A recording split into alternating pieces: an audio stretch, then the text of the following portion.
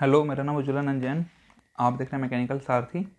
तो आज हम स्टार्ट करने वाले हैं रेफ्रिजरेशन एंड एयर कंडीशनिंग का टॉपिक नंबर 4। हम रेफ्रिजरेंट के बारे में पढ़ेंगे, उससे रिलेटेड जो चीज़ें इंपॉर्टेंट है एग्ज़ाम के लिए वो पढ़ेंगे। उसके बाद कुछ रेफ्रिजरेंट की प्रॉपर्टी पढ़ेंगे। ठीक है, तो ये कुछ मेरा इंट्रोडक्शन है। तो स्टार्ट करते हैं इस वीडियो को। तो स्टार्टिंग में हम पढ़ने वाले कि रेफ्रिजरेंट कितने टाइप के होते हैं।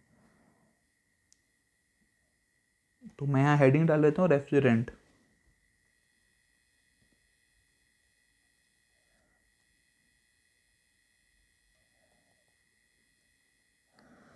ओके, तो देखिए, हम रेफ्रिजरेंट को बेसिकली 2 टाइप्स में क्लासीफाई करते हैं।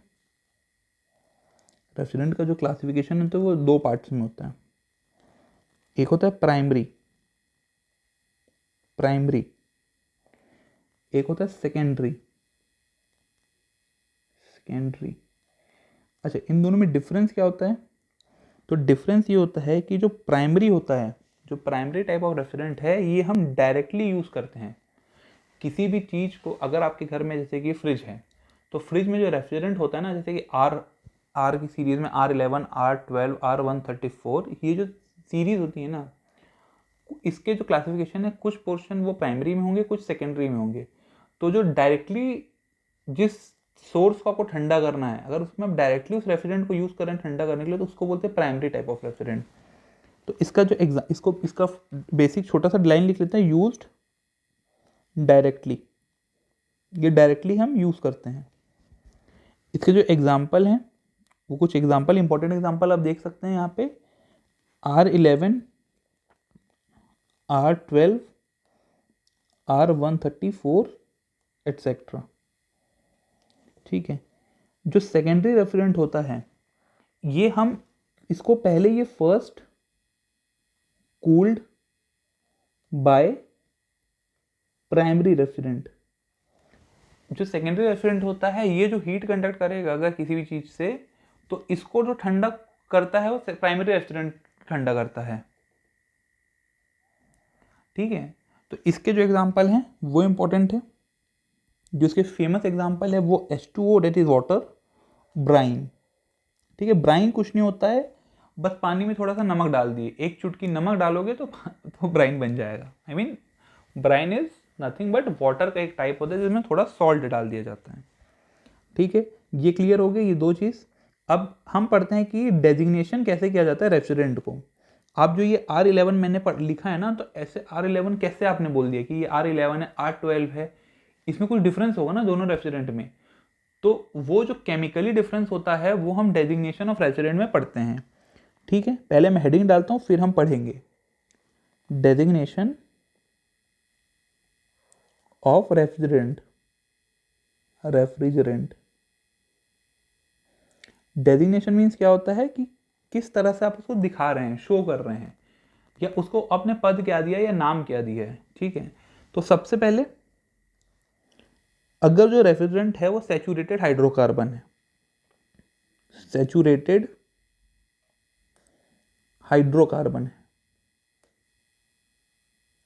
ये आपने केमिस्ट्री में सुना होगा है, सैचुरेटेड और अनसैचुरेटेड।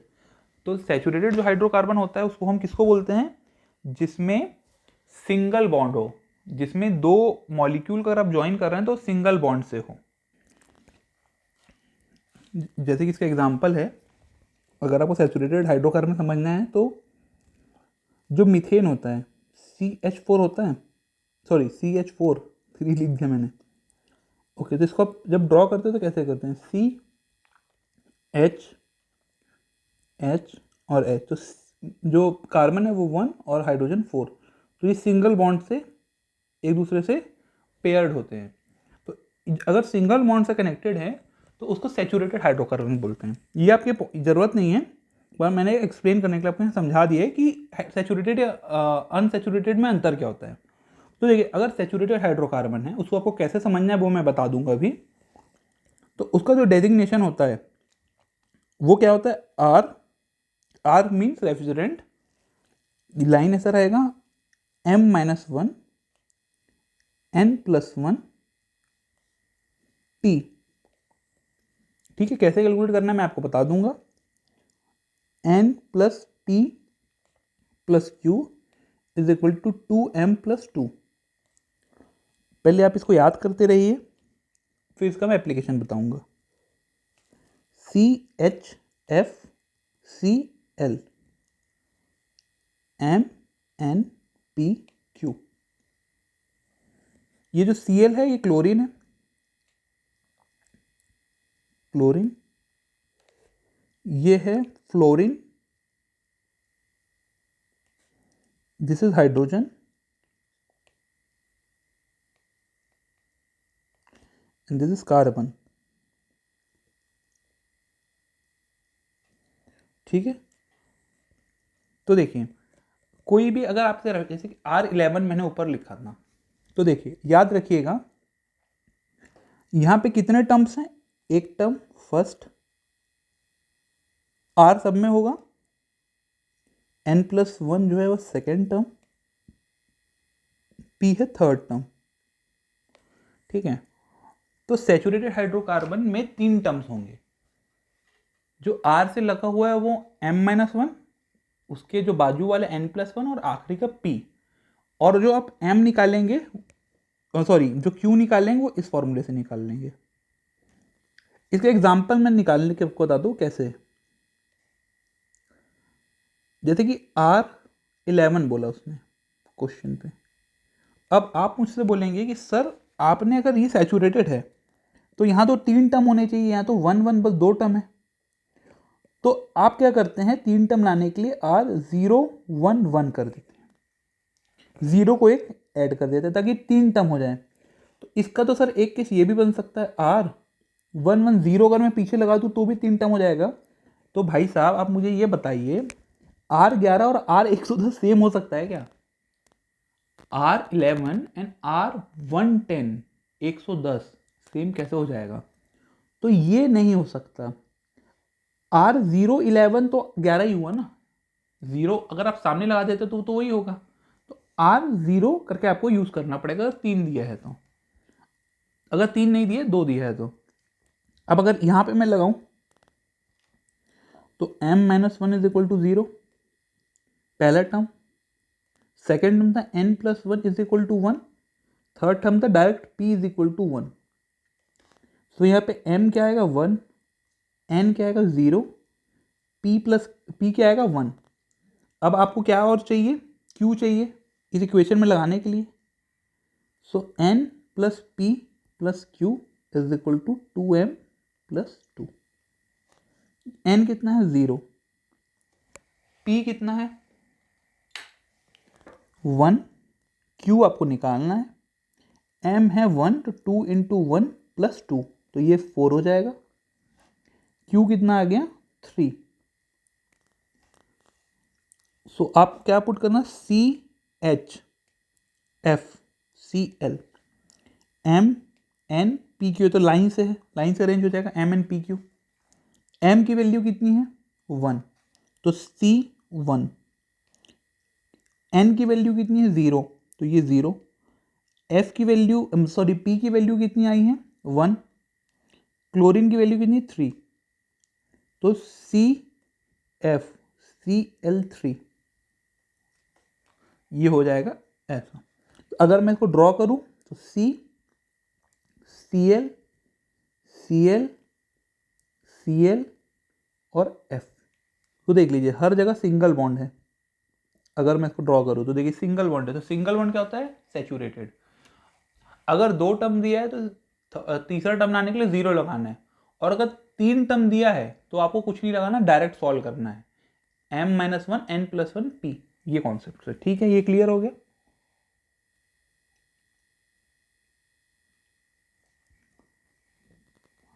एक और निकाल लेते हैं हम, R134, ये एक स्पेशल है, क्यों अभी आपको दिख जाएगा। देखिए M-1 कितना है 1, n+1 कितना है 3, p कितना है 4, तो m is equal to 2, n is equal to 2, p is equal to 4। अब n plus p plus q is equal to 2m plus 2। N कितना है 2, P4, क्यू का आपको पता नहीं है, 2 into 2 plus 2, 4 plus 2 is equal to 6, 2 plus 4 is equal to 6, तो ये 6 कैंसिल हो जाएगा, तो क्यू यहाँ से 0 आ गया। अब अगर मैं CHF Cl को लिखूं, MnPq, M कितना है 2, N कितना है 2, F कितना है 4 और क्लोरीन 0। ठीक है, इससे एक बहुत तगड़ा कंक्लूजन आया है, no chlorine is present. Chlorine क्या करता है, क्लोरीन या ब्रोमीन, क्लोरीन या ब्रोमीन दोनों ये कहाँ पहुंच जाते हैं, स्ट्रेटोस्फीयर पे, एटमॉस्फेयर की गैसेस है। तो इसका जो कंपोनेंट है, अगर किसी रेफ्रिजरेंट के जो निकल रही है रेफ्रिजरेंट, उसके अगर आउटपुट पे क्लोरीन हो, तो ये तो गैस के फॉर्म पे होती है, रेफ्रिजरेंट तो गैस के फॉर्म पे निकल जाती है बाहर, तो जो क्लोरीन है वो एटमॉस्फेयर से होते होते स्ट्रेटोस्फीयर की लेयर पे चला जाता है। स्ट्रेटोस्फीयर, ये स्ट्रेटोस्फीयर, मीजोस्फीयर, ये सब मैंने आपको ज्योग्राफी का जो वीडियो इस चैनल पे पढ़ा है वहाँ पे मैंने आपको ये चीज़ बताई है, एटमॉस्फेयर ज्योग्राफी वाले पोर्शन पे। ठीक है, तो ये स्ट्रेटोस्फीयर पे क्या होता है, ओजोन, मैंने आपको वहाँ पे भी बताया था। और प्रोटोकॉल कौन सा बताया था, जिसने भी ज्योग्राफी का वीडियो देखा होगा, अगर नहीं देखा होगा तो देख सकते हैं, और जिसने देखा होगा वो बताएगा कि स्ट्रेटोस्फीयर में ओजोन थी, स्ट्रेटोस्फीयर में होती ओजोन। ठीक है, तो क्लोरीन या ब्रोमीन करता है ओजोन में ozone layer depletion,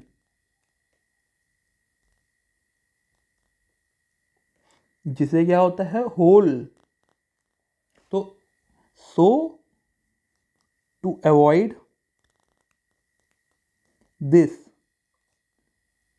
R134 is known as eco-friendly refrigerant,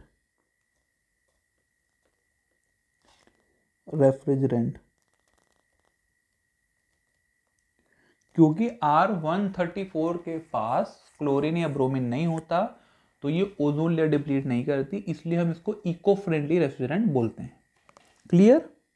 अब जो एक टाइप हो गया सैचुरेटेड हाइड्रोकार्बन को डेजिग्नेशन, अगला जो है सेकेंड वो है unsaturated, unsaturated hydrocarbon, HC means hydrocarbon.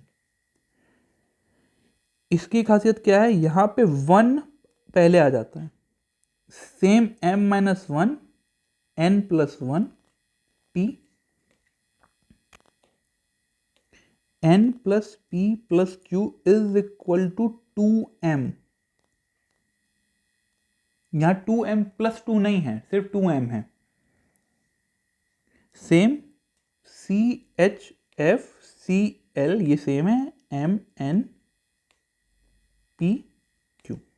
ठीक है, तो ये आप सॉल्व कर सकते हैं, मैंने पहले वाले को सॉल्व करके बता दिया अब आपको। जो थर्ड टाइप है वो है इनऑर्गेनिक कंपाउंड। ये बहुत इंपॉर्टेंट है, क्यों, कई बार ना बच्चों को कंफ्यूज करने के लिए वो दो रेफरेंट नहीं पूछते ये कौन सा है, वो इनऑर्गेनिक बता देता है आपको, और आप कंफ्यूज हो जाएंगे अगर आपने ये नहीं पढ़ा है तो, कंपाउंड अगर है तो। इनऑर्गेनिक कंपाउंड मतलब वाटर, एमोनिया, ये सब। तो इसको सिंपली, इसका जो डेजिग्नेशन है वो सिंपली है R700 प्लस मॉलिक्यूलर वेट।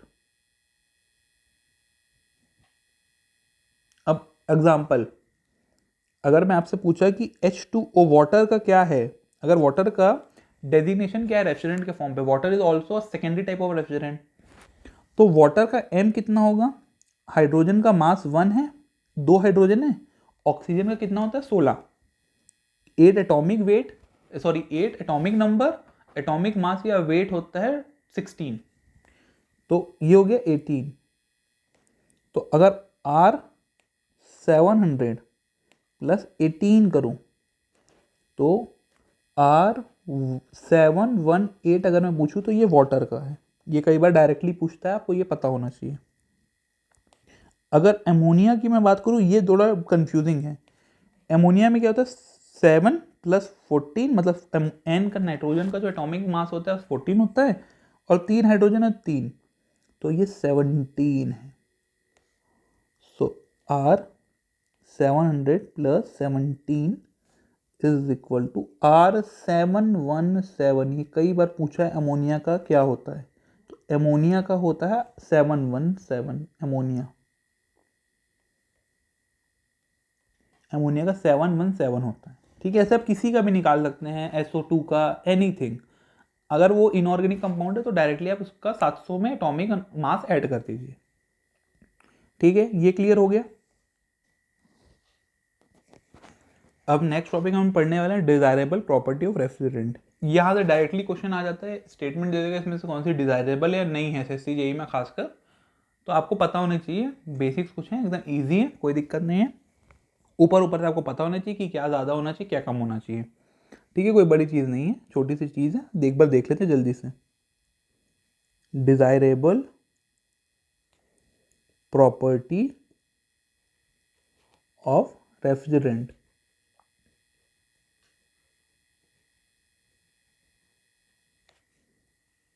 ठीक है, तो सबसे पहले हम देखने वाले हैं थर्मोडायनेमिक प्रॉपर्टी। थर्मोडायनेमिक प्रॉपर्टी कि कौन सी थर्मोडायनेमिक प्रॉपर्टी एक रेफ्रिजरेंट में होनी चाहिए या नहीं होनी चाहिए। ठीक है,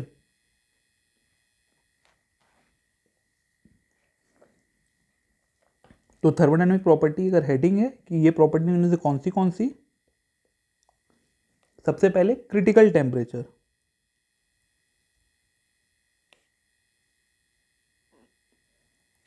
अगर आपने VCRS पढ़ा है, जो इसमें मैंने पहले पढ़ा चुका है, तो आपको पता होगा कि जो क्रिटिकल टेम्परेचर है वो ज़्यादा होना चाहिए। अगर क्रिटिकल टेम्परेचर कम होगा, अगर क्रिटिकल टेम्परेचर कम है, अगर नीचे है, ठीक है, तो जो साइकिल आपका होगा ना, वो बहुत छोटे स्पेस में सिर्फ हो पाएगा। क्रिटिकल टेम्परेचर आपका ज़्यादा होगा तभी आप एक ज़्यादा रेंज पे आप काम कर सकते हैं। ठीक है, अगर आपको रेफ्रिजरेंट चाहिए तो आपको क्रिटिकल टेम्परेचर उसका ज़्यादा चाहिए होगा। अगर कोई, मान लीजिए कोई फ्लूइड है या कोई रेफ्रिजरेंट, आपको किसी फ्लूइड को ट्रीट करना है, मान लीजिए उसका जो एटमॉस्फेरिक टेम्परेचर या प्रेशर है, ठीक है, 25 डिग्री एटमॉस्फेरिक टेम्परेचर है। मान लीजिए अगर उसका क्रिटिकल टेम्परेचर एटमॉस्फेरिक टेम्परेचर हुआ हो लेटर से 25 डिग्री सेंटीग्रेड में, वो फिर हमेशा आपको वेपर मिलेगा। अब अगर आपको काम करना है इसके ऊपर, जो आपका स्पेस है जिसको आपको ठंडा करना है, और जो सोर्स है जिसमें आपको हीट भेजनी है, वो मान लीजिए इस टेम्परेचर के ऊपर है, हो सकता है, कोई दिक्कत नहीं, तो ये पर्टिकुलर सब्सटेंस यूज ही नहीं होगा, क्योंकि जैसे ही क्रिटिकल टेम्परेचर के ऊपर जाएगा तो सिर्फ आपको वेपर मिलेगा एटमॉस्फेयर के ऊपर। ठीक है, तो फेज चेंज जो होता है एक रेफ्रिजरेंट में, एक साइकिल में अगर VCRS देखेंगे तो इस केस में फेज चेंज हो ही नहीं सकता। इसलिए रेफ्रिजरेंट का जो क्रिटिकल टेम्परेचर है, जो जहाँ पे सैचुरेटेड वेपर और सैचुरेटेड लाइन मिलती है, वो हाई होना चाहिए। क्लियर, तो as high as above. Clear, ठीक है। अब सेकंड है स्पेसिफिक हीट।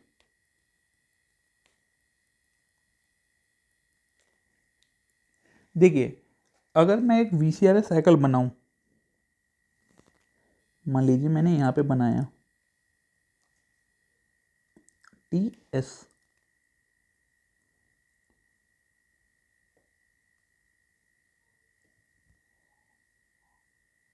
वन 2 3 4। सो ये जो साइड होगा ये वेपर होगा, ये जो साइड है वो लिक्विड होगा। तो एक रेफ्रिजरेंट दोनों फेसेस में काम करते हैं, कुछ पोर्शन में वो लिक्विड होता है, कुछ पोर्शन में वेपर होता है, कुछ पे वो वेट होता है।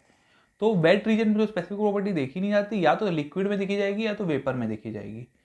तो जो वेपर साइड होता है वहां पे स्पेसिफिक हीट ज़्यादा होनी चाहिए। मैंने क्या बोला, इस पोर्शन पे Cp should be more, Cp ज़्यादा चाहिए। क्यों, अभी मैं लिख देता हूँ, देखिए जो स्पेसिफिक हीट ऑफ वेपर है, वेपर शुड बी हाई।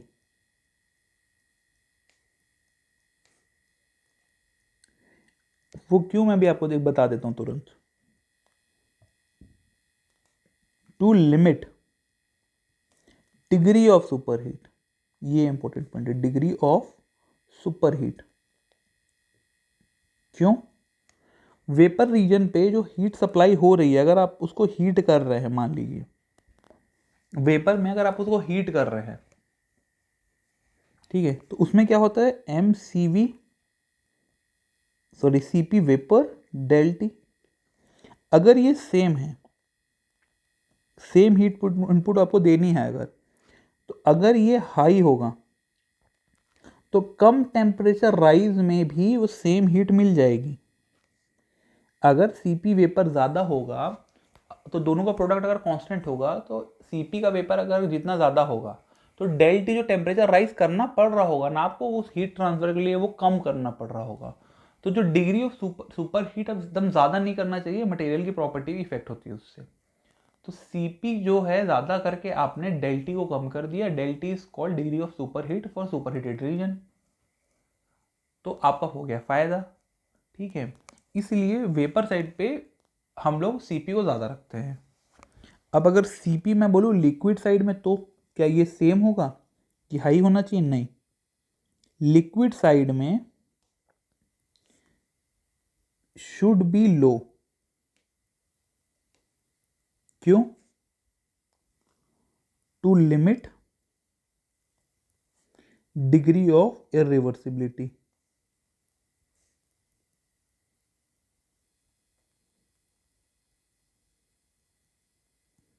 ठीक है, क्लियर।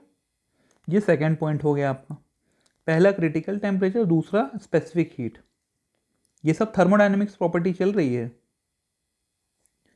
आपको तो इतना याद होना चाहिए जेई के लिए कि क्रिटिकल टेम्परेचर ज़्यादा होना चाहिए, स्पेसिफिक हीट वेपर की ज़्यादा होना चाहिए, लिक्विड की। आपके मुद्दे का ये है, आपको एटलीस्ट ये तो याद होना चाहिए। ये जो राम कथा है भले उतनी ना याद हो, बट एटलीस्ट ये तो याद होना चाहिए। ठीक है, क्लियर। अब अगला पॉइंट अगर मैं बोलूँ, क्या है वो, एंथैल्पी ऑफ वेपराइजेशन।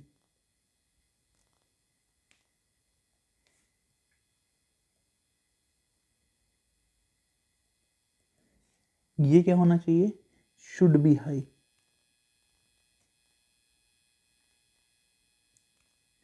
ये क्या बला है, अब मुझे आप बताइए,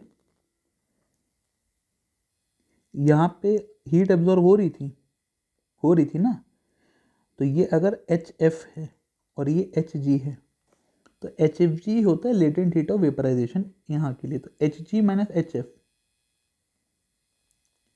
ये जितना ज़्यादा होगा, आप खुद बताइए, ये लेटेंट हीट में उतना ज़्यादा ऑफ हीट वो एब्जॉर्ब कर सकता है रेफ्रिजरेंट। जितना ज़्यादा होगा उतना अमाउंट ऑफ हीट वो एक्सट्रैक्ट कर सकता है इवापोरेटर से। अगर ये बहुत कम होता तो मान लीजिए 10 किलो जूल है, तो 10 किलो जूल में ही उसका काम चला जाता। आपको और रेफ्रिजरेंट का मास फ्लो रेट लगता, और ज़्यादा मास फ्लो रेट ऑफ रेफ्रिजरेंट लगता सेम हीट निकालने के लिए।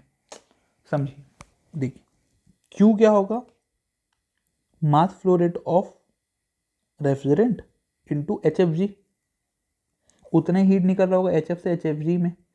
इस पोर्शन पे अगर एच एफ जी ज़्यादा हो गई तो सेम हीट के लिए मास फ्लो रेट लगेगा कम। अगर कम मास फ्लो रेट में सिस्टम काम कर जा रहा है तो size of system should be low. अब कम मास फ्लो रेट में ही आपका काम हो गया ना रेफ्रिजरेंट के, तो अमाउंट ऑफ रेफ्रिजरेंट आपको जो लग रहा होगा वो कम लगेगा, तो मास जो रिक्वायर्ड मास होगा वही कम हो जाएगा, तो सिस्टम का साइज छोटा हो जाएगा, कॉम्पैक्ट हो जाएगा, आपके लिए फायदा है, कंस्ट्रक्शन मटेरियल बच जाएगा। ठीक है, आप 10 दिन के एमबीए नहीं कर रहे हैं कि कुछ भी हो जाएगा, आप जो कर रहे हैं, आप इंजीनियरिंग कर रहे हैं, तो आपको लॉजिकली पता होना चाहिए कि ऐसा क्या, इससे क्या फ़ायदा है और क्या नुकसान है। ठीक है, क्लियर। फ्रीजिंग पॉइंट,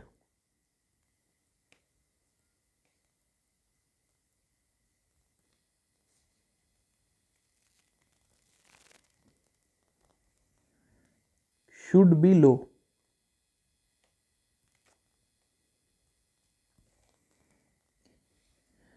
क्यों, क्या जरूरत है?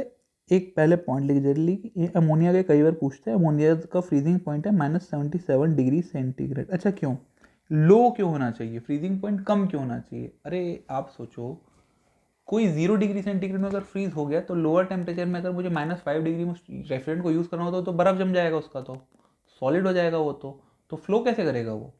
तो रेफ्रिजरेंट का जो फ्रीजिंग पॉइंट है वो -70 -80 चाहिए आपको, ताकि लो टेम्परेचर में भी वो रेफ्रिजरेंट फ्लो कर सके, लिक्विड स्टेट पे हो वो।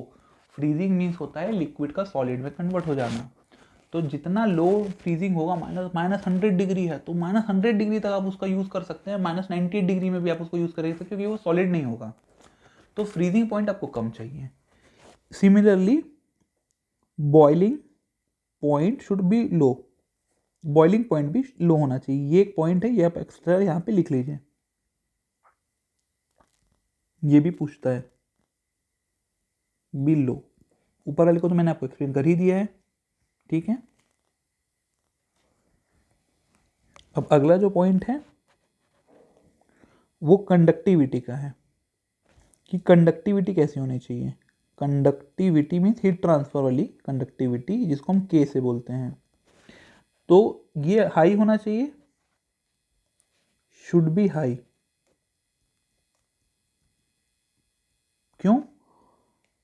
क्योंकि जितना ज़्यादा के होगा उतना ज़्यादा एरिया कम होगा, ठीक है। इन्वर्सली प्रोपोर्शनल होता है ये तो फोरियर लॉ हीट ट्रांसफर में जो पढ़ा होगा उसका है ये कॉन्सेप्ट, फोरियर लॉ का।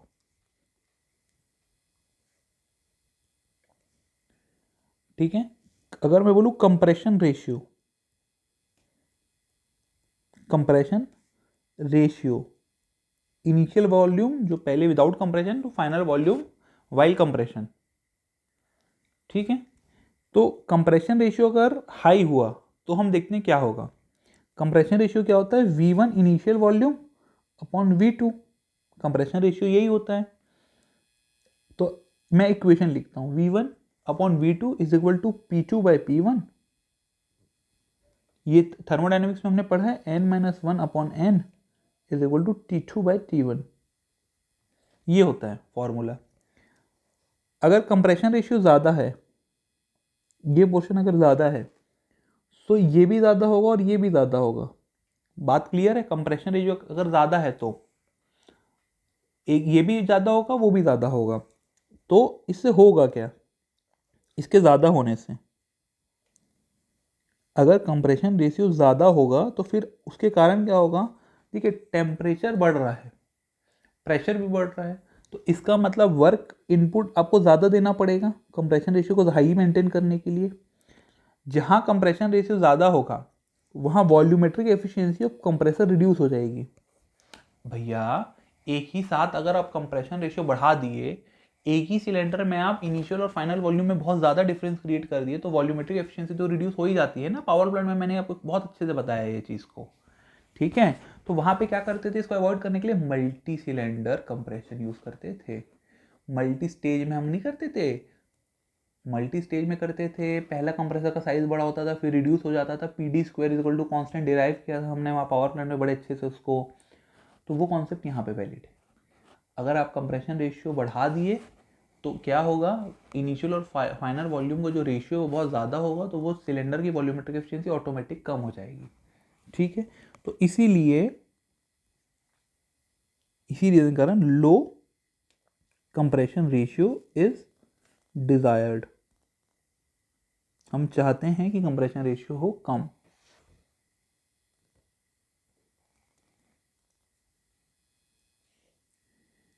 एक पॉइंट है specific volume. Specific volume of refrigerant कैसा होना चाहिए? तो ये होना चाहिए लो एट एंट्री ऑफ कंप्रेसर। क्यों? जो वर्क ऑफ कंप्रेसर होता है वो -VdP होता है, तो V जितना लो होगा उतना ही वर्क कम लगेगा एंट्री पे। एंट्री पे जो अगर वॉल्यूम स्पेसिफिक वॉल्यूम कम होगा तो वर्क ऑफ कंप्रेशन ऑटोमेटिकली कम हो जाएगा। अब यहाँ नोट डाल रहा हूँ ऑलमोस्ट ऑल रेफ्रिजरेंट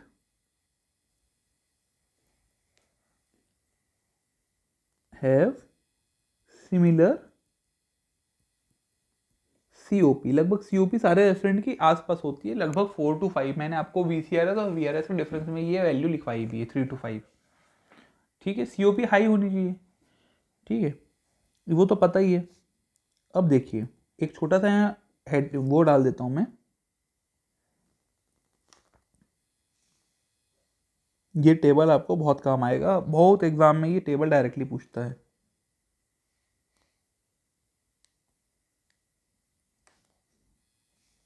तो आप एक बार यहाँ देख लीजिए टेबल क्या है।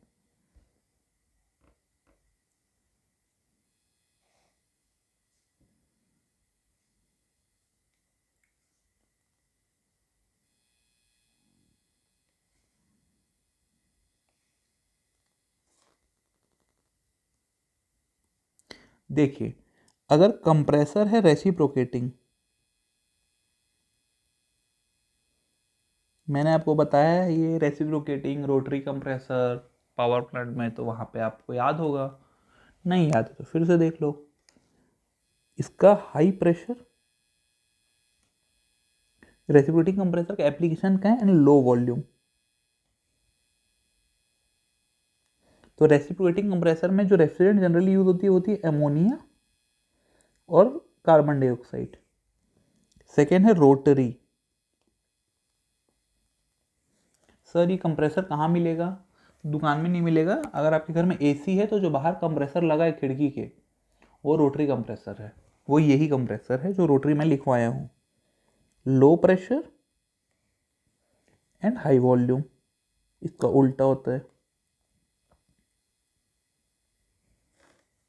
ये होता है, इसमें R11 R30 R12 एक्सेट्रा ये सब यूज़ होते हैं। ठीक है सर, रेसिप्रोकेटिंग कंप्रेसर कहाँ देखने को मिलेगा? तो किसी दिन जब घर पे कोई ना हो तो फ्रिज को खोल लेना अपने, उसके अंदर जो कंप्रेसर होता है वो मोस्टली रेसिप्रोकेटिंग कंप्रेसर होता है, पर खोलना नहीं है, वापस आप जोड़ नहीं पाओगे। ठीक है, तो रेसिप्रोकेटिंग कंप्रेसर भी अब मैंने आपको बता दिया कहाँ देख सकते हो, और रोटरी कंप्रेसर तो खिड़की के बाहर देखो दिख जाएगा। अब अगला जो प्रॉपर्टी है वो केमिकल प्रॉपर्टी। ये थर्मोडायनेमिक प्रॉपर्टी यहाँ खत्म हो गई। अब केमिकल कुछ छोटी छोटी से बेसिक सी चीनी चीनी सी प्रॉपर्टी है, केमिकल देख लो, फिर थोड़ा सा फिजिकल बचेगी, फिर ये टॉपिक खत्म। आप भी खुश, मैं भी खुश। चलिए देखिए, सबसे पहले फालतू चीजें लिखते थे जो सबको पता है, नॉन टॉक्सिक। हमको तो जैसे कि लग रहा था कि जहर को पीना है। अरे भाई नॉन टॉक्सिक ही होनी चाहिए ना रेफ्रिजरेंट। आपने एसी ऑन किया, पाइप में लीकेज हुआ, सुबह आप उठ नहीं पाए। ठीक है, तो रेफ्रिजरेंट नॉन टॉक्सिक होनी चाहिए, नॉन फ्लेमेबल होने चाहिए, जलनी नहीं चाहिए आग के कांटेक्ट में आकर। गैस लीक हुई, कैंडल लाइट डिनर पे आप बैठे हैं, सारे सारे एरिया का डिनर एक साथ हो गया अगले दिन, तो फ्लेमेबल भी नहीं होनी चाहिए। दिक्कत क्या है? एमोनिया बोथ है। Ammonia is toxic and flammable also.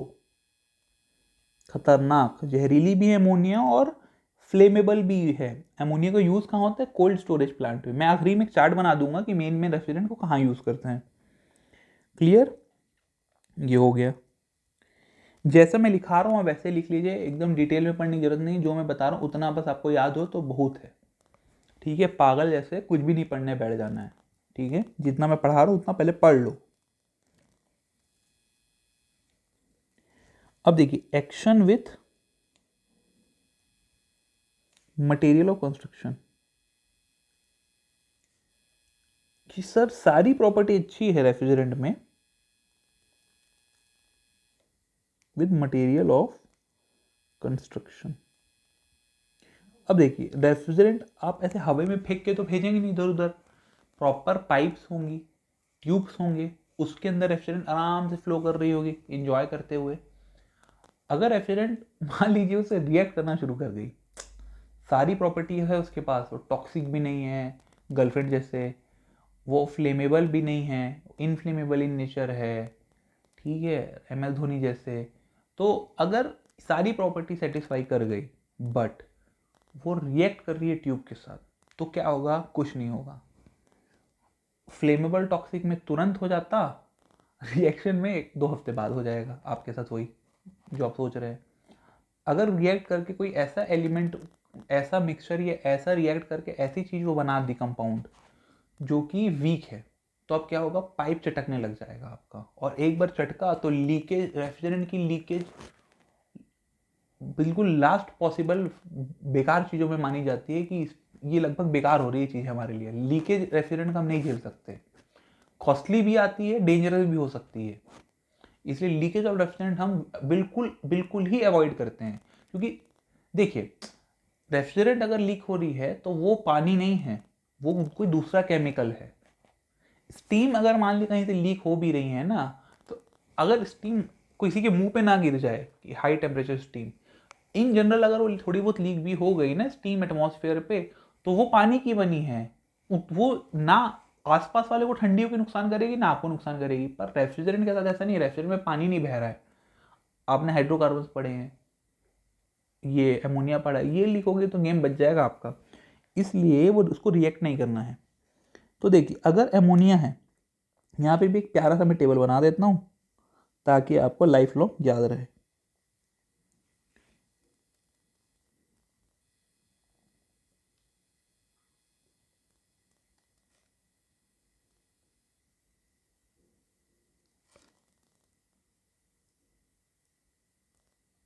देखिए, यहाँ मैं रेफ्रिजरेंट लिखूंगा, यहाँ लिखूंगा वो अटैक किसको करता है। अटैक मीन्स वो रिएक्ट किसके साथ कर जाता है, कौन से मटेरियल के साथ, और वो फेवरेबल किसके लिए कि किसमें आप उसको यूज कर सकते हैं, किसके साथ आप उसको यूज कर सकते हैं। ठीक है, अमोनिया अगर मैं यूज कर रहा हूं, अमोनिया अगर मैं यूज कर रहा हूं तो अमोनिया अटैक किसको करती है? अमोनिया कॉपर को अटैक करती है, Cu को, और फेवरेबल आयरन या स्टील के साथ होती है वो। ठीक है, क्लियर। फ्रेऑन, फ्रेऑन्स मीन्स R11, R12, इन सबको बोली जाती है। ये अटैक किसको करती है? ये एल्यूमिनियम को अटैक करती है। इसके लिए फेवरेबल ट्यूब्स कौन सी होनी चाहिए? कॉपर की। अब आप सुनना मेरी बात, एक बात, अगर आप कभी भी एसी खरीदने जाते हैं ना, एयर कंडीशन, तो वहाँ पे भी रेफ्रिजरेंट यूज़ होती है, फ्रेऑन ही मोस्टली यूज़ होती है, R सीरीज़ की, कोई एमोनिया यूज़ नहीं होती, वरना लीक हुई तो फिर आखिरी दिन है आपका वो, फिर एग्ज़ाम की तैयारी करने की ज़रूरत नहीं है। और अगर फ्रेऑन यूज़ होती है ना, तो देखिए क्या होता है, फ्रेऑन यूज़ हो रही है एसी में। अब जब आप मार्केट एसी खरीदने जाते हैं ना, तो जो मैनेजर होता है या जो सेल्स बॉय होता है ना, वो आपको पहले बताएगा सर यहाँ कॉपर वाइंडिंग है, ये कॉपर ट्यूब्स हैं इसमें। आपको समझ नहीं आता कॉपर है तो क्या हुआ भाई, अंगूठी तो बनानी नहीं है। वो इसलिए बताता है कि फ्रेऑन यूज हो रही है, और फ्रेऑन के लिए फेवरेबल मटेरियल कौन सा है? कॉपर। कुछ एसीज आती है जिसमें एल्यूमिनियम के भी ट्यूब्स होते हैं, पर वो सस्ते आते हैं इसीलिए, क्योंकि एल्यूमिनियम इसके लिए सुटेबल ही नहीं है। कुछ समय वो ठीक चलेगा, फिर आपको ट्यूब्स चेंज करानी पड़ जाएगी। ऐसा नहीं कि तुरंत लीक हो जाएगा, ऐसा बिल्कुल नहीं है, कुछ समय बाद आपको चेंज करानी पड़ जाएगी। कॉपर वाइंडिंग या कॉपर ट्यूब्स बहुत लंबे समय तक चलेंगे, क्योंकि ऑलमोस्ट फ्रेऑन उससे रिएक्टिव नहीं है, तो वो लाइफ लॉन्ग चलेंगे, पैसे बच जाएंगे आपके। ठीक है, फिर किसी कोचिंग इंस्टीट्यूट में आप दे देना। ठीक है, ओके, क्लियर। चलिए अब देखते हैं अगला टॉपिक, इसी का एक अगला पॉइंट क्या है। अब देखिए, जो रेफ्रिजरेंट को कंप्रेस कर रहा है वो मोस्टली रेसिप्रोकेटिंग कंप्रेशन जनरली करता है इन जनरल, तो उसमें ऑयल्स होते हैं, कंप्रेसर में भी ऑयल फ्लो होता रहता है। तो अगर ये रेफ्रिजरेंट ऑयल के कांटेक्ट पे आ गया तो क्या क्या हो सकता है वो देख लेते हैं। तो action with oil, action with oil, clear. तो देख लिए, अगर रेफ्रिजरेंट फुली मिजिबल है, फुली मिजिबल,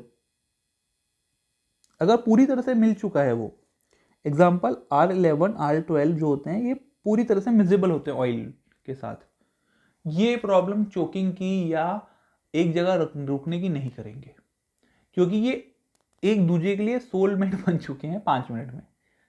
ये सोलमेट बन गए भाई साहब, R11 R12 ऑयल के साथ ये एक दूसरे को नहीं छोड़ रहे हैं, कंप्रेसर या कंडेंसर कहीं पे भी, कोई दिक्कत नहीं है, इससे भी खतरा नहीं है हमको।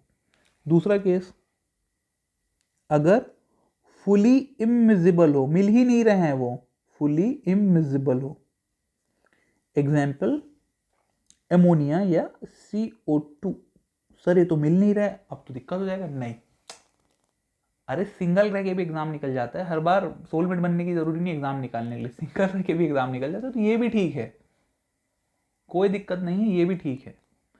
अगर वो मिल ही नहीं रहे हैं तो कहीं पे वो छोड़ेंगे ही क्या, वो तो साथ ही नहीं है, तो आराम से ये भी फ्लो हो जाएगा, वो भी निकल जाएगा साथ में, कोई दिक्कत नहीं है, यहाँ पे भी कोई चोकिंग की प्रॉब्लम नहीं आएगी। केस थर्ड, पार्शियली मिजिबल, ये खत्म कर देगा खेल, पार्शियली मिजिबल, कभी कभी गर्लफ्रेंड, कभी कभी ब्रेकअप, हर दिन यही चल रहा है, तो पढ़ेंगे कैसे आप, नुकसान हो जाएगा आपका, ना पूरी तरह से कोई सपोर्ट कर रहा है, ना पूरी तरह से छोड़ के जा रहा है, तो ये वही केस है। सबसे खराब है ये R22, सबसे खतरनाक है यही केस आपकी लाइफ में भी और रेफ्रिजरेटर के केस में भी, यही क्रिएट करता है ब्लॉकिंग या चोकिंग। R22 ही ब्लॉकिंग या चोकिंग क्रिएट करता है।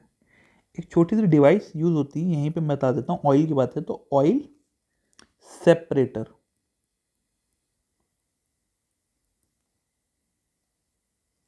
ये कहाँ यूज होता है, किसके किसके बीच होता है, बहुत बार क्वेश्चन है, बिटवीन किसके किसके बीच, कंप्रेसर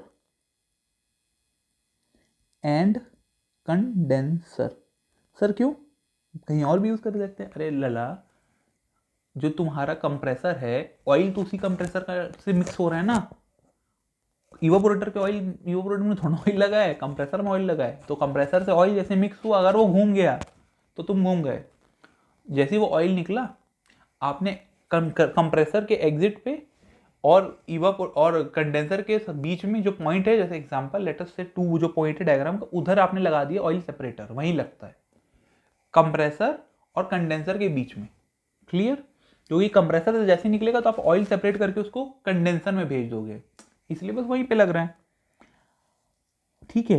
ये लोकेशन कई बार पूछता है, देखिए, नॉट रिक्वायर्ड, कब, अब ये इंपॉर्टेंट पॉइंट है, not required to install if refrigerant is immiscible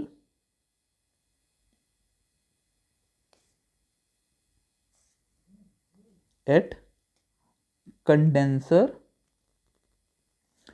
temperature and pressure. अगर कंडेंसर टेम्परेचर एंड प्रेशर पे वो मिजिबल नहीं हो रहा है ना, तो वो निकल जाएगा, चोकिंग क्रिएट नहीं करेगा, वो निकल जाएगा, ठीक है।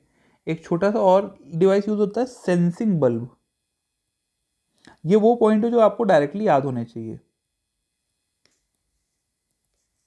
ये कहाँ यूज होता है, एट एग्जिट ऑफ इवापोरेटर,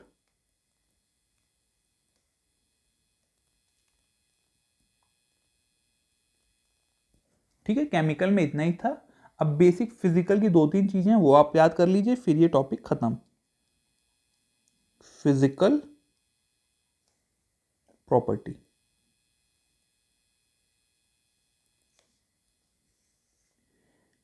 अच्छा फालतू चीज पहले लिख लेते हैं, जो कि छोटे बच्चे को भी पता है, आपको भी पता होनी चाहिए, कॉस्ट लो होनी चाहिए, विस्कोसिटी कम होनी चाहिए, फालतू चीजें, विस्कोसिटी लो होनी चाहिए, ज़्यादा विस्कोसिटी हुई तो लॉसेस हो जाएंगे प्रेशर के। लीक डिटेक्शन एक अच्छा बात है, लीक डिटेक्शन,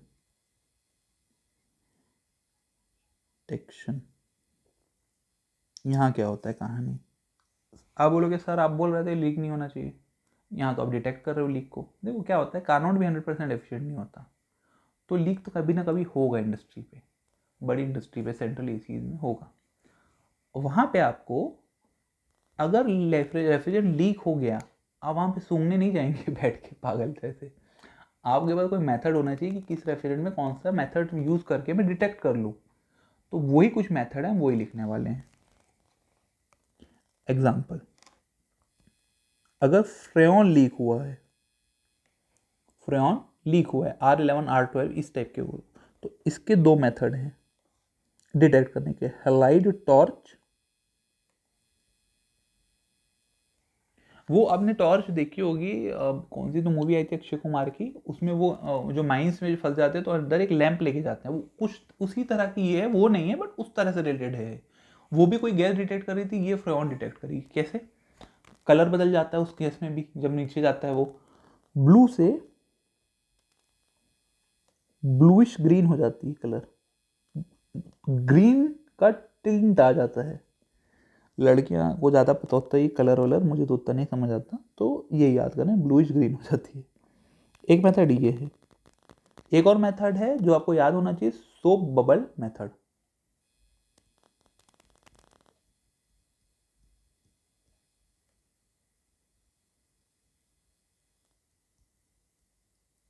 ठीक है, फ्रेऑन का डिटेक्शन आपको ऐसे ही करना है।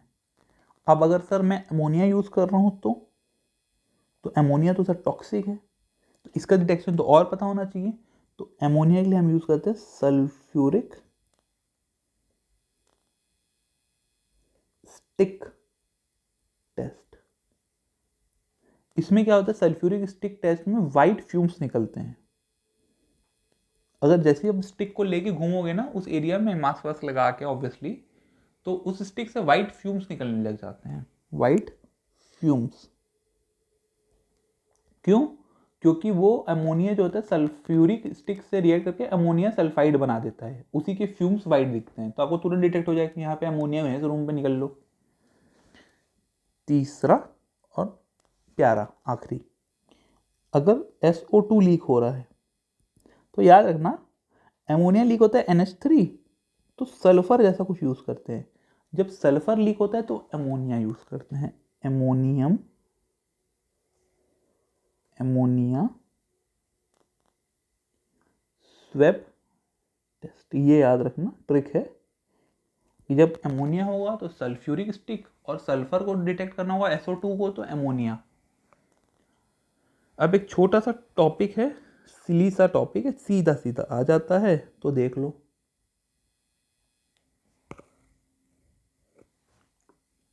एजोट्रोप। एजोट्रोप क्या होता है? मिक्सचर ऑफ रेफ्रिजरेंट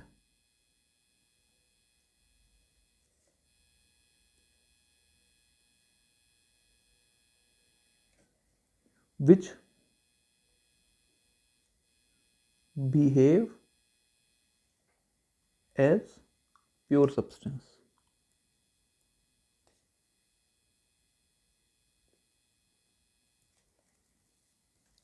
इसका डेजिग्नेशन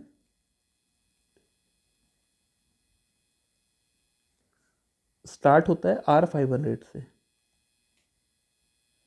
R500 से इसको स्टार्ट किया जाता है, R501 R502।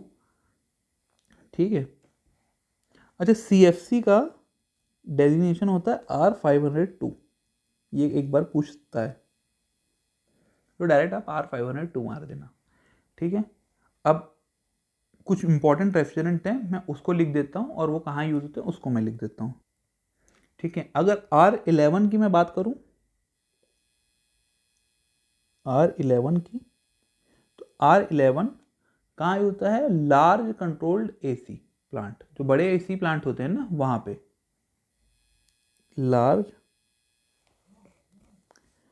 Controlled AC plant, R11 वहाँ यूज होता है। R12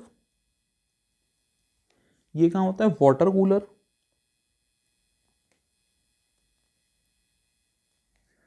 रेफ्रिजरेटर घर पे, वाटर कूलर वगैरह में भी यही यूज होता है। R22 जो घटिया है, हमने पढ़ा था, ये विंडो AC, पुराने AC नहीं आते थे विंडो AC जो थुथुरे जैसे लटके रहते थे, उसमें दीवार वीवार पे लगा देते थे, ये वही AC है, विंडो AC। क्लियर? CO2 अगर मैं बोलूँ, CO2 भी एक रेफ्रिजरेंट है, तो ये डायरेक्ट कॉन्टेक्ट फ्रीजिंग में यूज होता है, डायरेक्ट कॉन्टेक्ट फ्रीजिंग। ये स्लाइड भी इंपॉर्टेंट है, ये आपको याद होनी चाहिए। ठीक है, क्लियर। आर, हाँ CO2 हो गया। अमोनिया, मैंने वहाँ एक बार बोला था अभी पढ़ाते टाइम, कोल्ड स्टोरेज प्लांट में।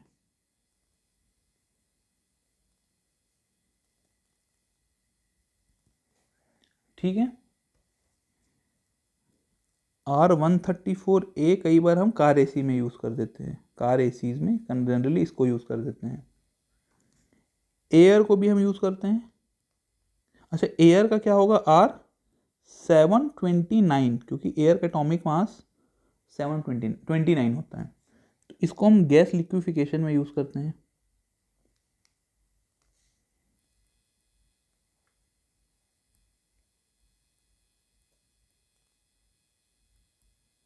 ठीक है, तो ये जो रेफ्रिजरेंट है, ये मैंने मेन रेफ्रिजरेंट आपको पूरे लिखा दिए हैं। आप एक बार और देख लीजिए इसको, थोड़ा मैं ऐसा कर देता हूँ, इसको आप एक बार और देख लीजिए, एक बार रीड कर लीजिए। कई बार डायरेक्टली पूछ देता है ये किसका है, वो किसका है, कहाँ कहाँ ये यूज़ होते हैं। ठीक है, तो ये टॉपिक को ख़त्म करते हैं। तो RAC आपका थोड़ा सा और बचा है, 2-3 टॉपिक है, जल्दी ख़त्म हो जाएगा। मैं ट्राई करूँगा कि रेगुलर RAC पहले कंप्लीट करा दूँ। सबसे पहले मेरा टारगेट अब RAC कंप्लीट कराने का ही रहेगा। ज़्यादा टॉपिक बचे नहीं हैं, थोड़े बहुत बचे हैं, वो जल्दी हम कवर कर डालेंगे। साइकोमेट्री थोड़ा आपको अच्छे से मैं बता दूंगा, ताकि जो डायरेक्ट क्वेश्चन है वो बन जाए। आपको डायरेक्ट ही क्वेश्चन आएंगे, उसमें एकदम डिटेल में क्वेश्चन आएंगे भी नहीं, पर थोड़ा मैं इन डेप्थ बता दूंगा, ताकि अगर डेप्थ में भी क्वेश्चन आए वो आपसे बन जाए। ठीक है, चलिए मिलते हैं नेक्स्ट वीडियो पे, तब तक अपनी तैयारी अच्छे से रखिए। Okay, all the best.